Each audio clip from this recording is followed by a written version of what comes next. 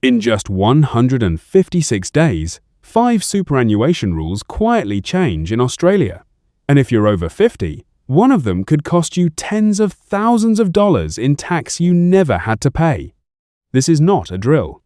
Every single one of these changes is confirmed by the ATO, and one of them is the biggest overhaul of how your super gets paid in over 30 years.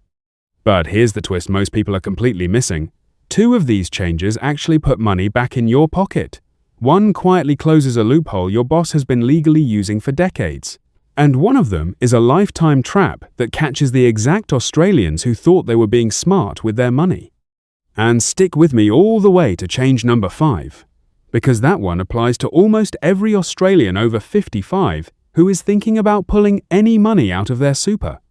Get it wrong, even by 20 grand, and you can trigger a tax bill that nobody, not the ATO, and definitely not your fund, warns you about. All right, let's stop teasing and give you the immediate payoff. The single most valuable change for anyone over 50, by a country mile, is the new $32,500 concessional cap. From the 1st of July 2026, it lets you tip an extra $2,500 into super every single year, taxed at just 15% instead of your full marginal rate. And in your final working decade, that one change alone can be worth over $10,000 in extra retirement money. Now let's break down all 5 properly. Change number 1. The concessional contributions cap jumps from $30,000 to $32,500 from the 1st of July 2026. That's the pre-tax bucket, and it's the most important one for over 50s trying to top up before retirement. Just so we're on the same page, that cap covers 3 things flowing into your super at 15% tax. Your compulsory employer super guarantee now sitting at 12% of your wage. Any salary sacrifice arrangement you have, and any personal contributions you decide to claim as a tax deduction on your return. Here's why this matters so much if you're in your late 50s or early 60s. Most people at that age are on a marginal tax rate of 37 or 45%. Every extra dollar you push into super through this cap gets taxed at 15% instead. So that new $2,500 of headroom is quietly saving you around $1,000 in tax every single year. Multiply that across 10 peak earning years, and you're looking at $10,000 to $15,000 in real, tangible tax savings, not on a spreadsheet, in your actual retirement account. And that's just the pre-tax bucket. The after-tax rules are changing at the exact same time, and this is where the numbers get genuinely eye-watering. Which brings us to change number 2. Change number 2 is the non-concessional cap. That's the after-tax bucket. And it's climbing from $120,000 to $130,000 from the same date, the 1st of July, 2026. On its own, an extra 10 grand a year sounds pretty modest. But here's what almost nobody actually explains. If you're eligible to use the bring forward rule, and you're under 75, you can pull 3 years of caps forward into a single hit. From July 2026, that means, if you qualify, you can push up to $390,000 into super in one single year, up from $360,000. That is genuinely serious firepower. So, who does this actually matter for? Anyone who's about to sell an investment property, has just received a redundancy payout, is coming into an inheritance, or is retiring with a big pool of cash sitting outside super. Getting that money inside super before the earnings clock starts ticking on it at your marginal tax rate can save 5 figures a year in ongoing tax. But the eligibility rules are tight, and if you triggered a bring forward in the previous 2 years, you might not even get the increase this time around. And even that is not the biggest change on this list, because change number 3 is going to fundamentally shift the way you actually receive your super, and it lands on the exact same day as the first 2. From the 1st of July 2026, employers must pay their staff super at the same time as their wages, every single pay cycle. This is called Payday Super, and Parliament passed the law back in November 2025.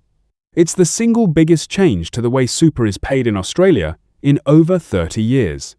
Because here's the situation right now, and it's a mess. Your boss can legally sit on your super for up to 3 months before paying a single dollar of it into your fund. And every single year, billions of dollars in super simply goes missing, unpaid, paid late, lost when a business goes under, or quietly siphoned into cash flow that isn't yours. If you've ever suspected your super wasn't being paid on time, you were probably right. Payday Super slams that loophole shut. Your super has to land in your fund within 7 business days of every single payslip, which means 2 big things.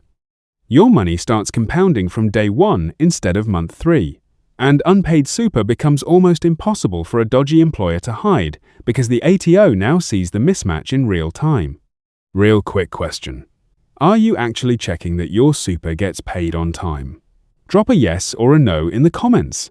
I honestly want to see how many people have never once looked. And I'll tell you right now, most people who check for the first time find at least one payment that's missing or late. Okay, on to change number 4. And this one is aimed squarely at anyone who is actually thinking about retirement, because the amount you're allowed to move into tax-free retirement mode is changing too. Change number 4 is the transfer balance cap, and it's rising from $2 million to $2.1 million from the 1st of July 2026. In plain English, the transfer balance cap is the maximum amount of super you're allowed to move into a retirement pension where your investment earnings are taxed at 0%. Not 15%, not marginal, 0. Anything above that cap has to stay in the accumulation phase, where it keeps getting hit with the 15% tax on earnings year after year forever. So for anyone with a decent super balance, that extra $100,000 of tax-free room can quietly save you hundreds, sometimes thousands of dollars in tax every single year for the rest of your retirement.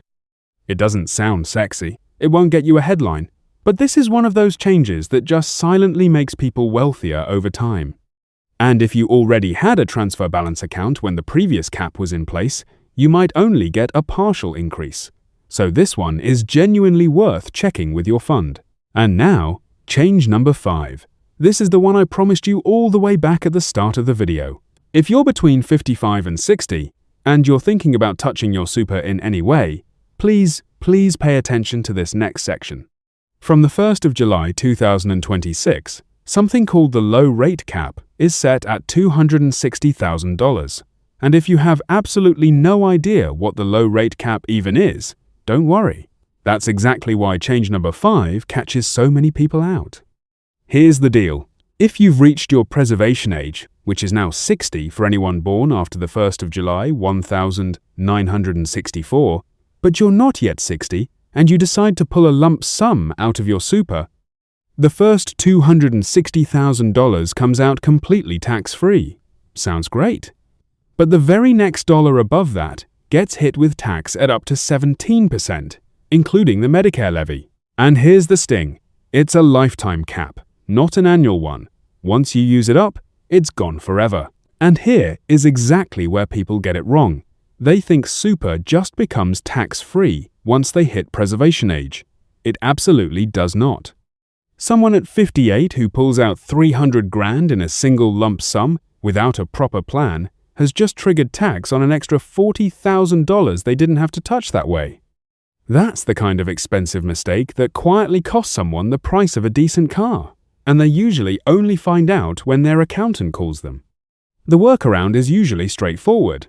Wait until you turn 60, when super becomes almost entirely tax-free anyway, or split your withdrawal across multiple financial years.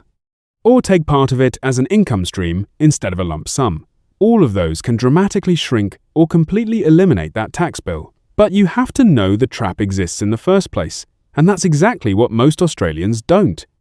Now, stop and step back for 1 second. Every single one of these 5 changes lands on the exact same day, the 1st of July, 2026. This is genuinely one of the biggest coordinated shifts to Australian super in years. And it's arriving right at the moment when compulsory super has just hit 12% of your wage, the highest rate in this country's entire history. More money is flowing into super than ever before, and the rules governing that money are all shifting at once. One honest note before we close, because it really does matter. Your super setup is deeply personal. These contribution caps interact with your total super balance, your age, your employment status, and any contributions you've already triggered under the Bring Forward rule. Everything I've walked you through today is absolutely real and confirmed by the ATO, but the specific strategy that squeezes the most value out of these rules for you personally really should come from a licensed financial advisor. Get it right just once, and it can pay for itself many, many times over across your retirement.